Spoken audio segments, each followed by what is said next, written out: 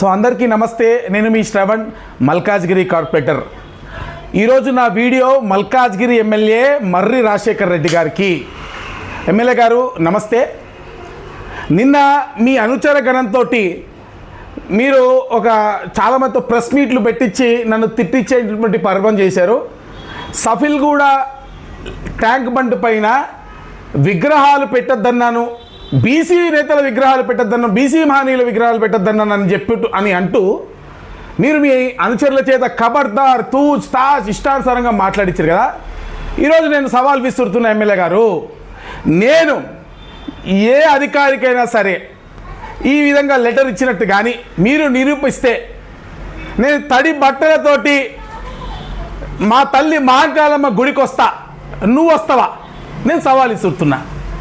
అక్కడ ఉన్నటువంటి సఫిల్గూడ లేక్ పార్క్కు సంబంధించినటువంటి అసోసియేషన్ సభ్యులు గతంలో కూడా అక్కడ చాకలి ఐలమ్మ గారి విగ్రహం పెడతా అంటే అభ్యంతరం వ్యక్తం చేసిర్రు.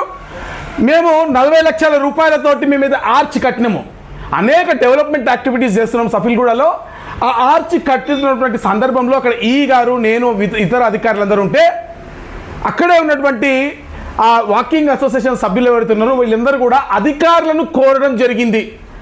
నేను టీఆర్ఎస్ వాళ్ళని అంటున్నారే, ఎందుకైనా మీ స్కూల్కి పోవాలి, ఎమ్మెల్యే గారైనా ఆయనకి విద్యా సంస్థలు ఉన్నాయి, అంతో ఇంతో విద్య వచ్చేమో అనుకున్నా, కానీ పేపర్ కూడా చదవడం రానటువంటి వ్యక్తి అని నాకు ఇప్పుడే అర్థమైంది.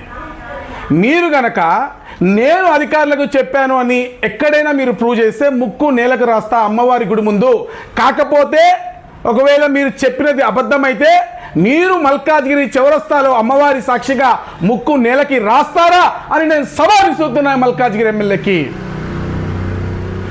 అసలు సఫిల్గూడ ట్యాంక్ బండ్ పైన అనేక సమస్యలు ఉంటాయి.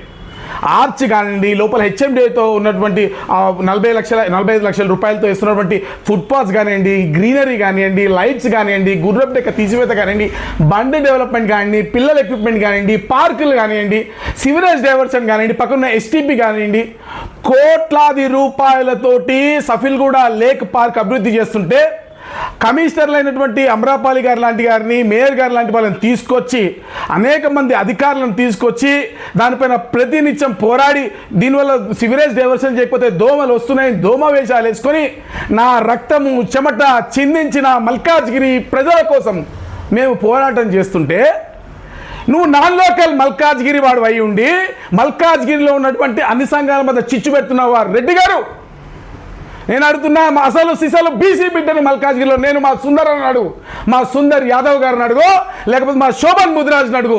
అసలు బీసీ బిడ్డను బయట హిందువులం, భారతీయతే నా మతం, హిందుత్వమే నా కులం. నా సిద్ధాంతాల గురించి నీకేం తెలుస్తుంది? నా వ్యక్తిత్వం గురించి నీకేం తెలుస్తుంది?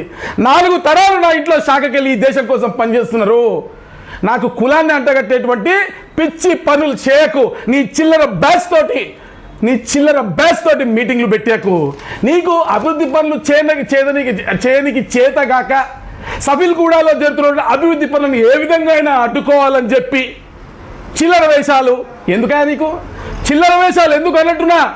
నువ్వు ఎన్ని కుటుంబాలు పడినా అదే సఫిల్గూడ లేక నేను అభివృద్ధి చేస్తా అక్కడే మహనీయుల విగ్రహాలు. మహనీయులు అంటే నాకు ఒక అర్థం కాదు. ఇక్కడ మహనీయులు అంటే బీసీలు, ఓసీలు అవుతారా?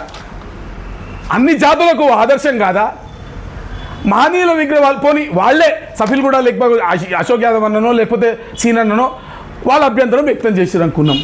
వాళ్ళు ఏమన్నా బీసీ విగ్రహాలకి అభ్యంతరం చేసినా, ఓసీ విగ్రహాలకి అభ్యంతరం చేసినా అది మన పివి నరసింహారావు గారైనా, ఇందిరాగాంధీ గారైనా, డాక్టర్ పండిత్ దీన్ దయాళ్ ఉపాధ్యాయ గారైనా, డాక్టర్ శ్యామాప్రసాద్ ముఖర్జీ అయినా, మరొకరైనా రాజశేఖర రెడ్డి గారైనా ఎవరి విగ్రహాలు వద్దన్నారు తప్ప, అది కూడా బీద ప్రాంతంలో.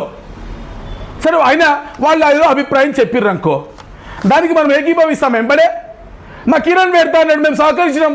మేము నేనే ఈ ప్లేస్లో కాదు వాళ్ళు వద్దుంటారు కాబట్టి ఇక్కడ అడ్జస్ట్ చేసుకో అని చెప్పినాం.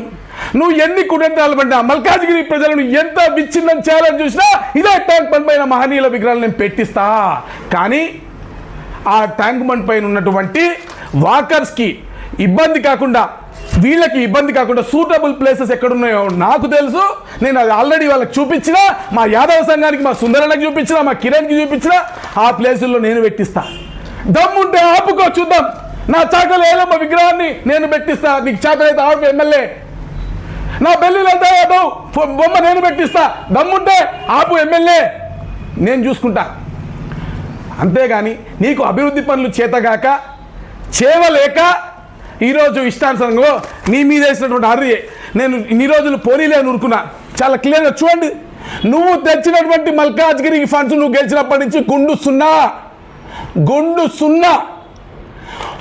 ఒక రిప్రజెంటేషన్లు కమిషనర్లకి మంత్రులకి ఇచ్చి ఫోటోలు దిక్కుంటూ నీ ఆస్తులు కాపాడుకోవడానికి వాళ్ళతోటి వ్యవహారాలు చేసుకుంటూ నువ్వు మల్కాజ్గిరి ప్రజలను అడ్డు పెట్టుకొని నీ ఆస్తులను కాపాడుకుంటూ మాట్లాడేటువంటి నువ్వు నా పైన ప్రెస్ మీట్ పెట్టిస్తావా? రైల్వే నువ్వు అభివృద్ధి చేస్తావా? అంటే మల్కాజ్గిరి రాకముందు రైల్వే పనులు జరగలేదా? చివరికి బోనాల చెక్కులు కూడా నువ్వే చేస్తున్నట్టు, అంటే నువ్వు లేనప్పుడు మంగాళమ్మ గుడులు లేవు, బోనాల ఫెస్టివల్ జరగలే అనుకున్నావు. మల్కాజ్గిరిలో బోనాల పండుగ ఎంత ఫేమసో నీకు తెలుసా? నువ్వు ఉన్నప్పుడే చెక్కులు ఇస్తారు, లేకపోతే లేదనుకున్నావా?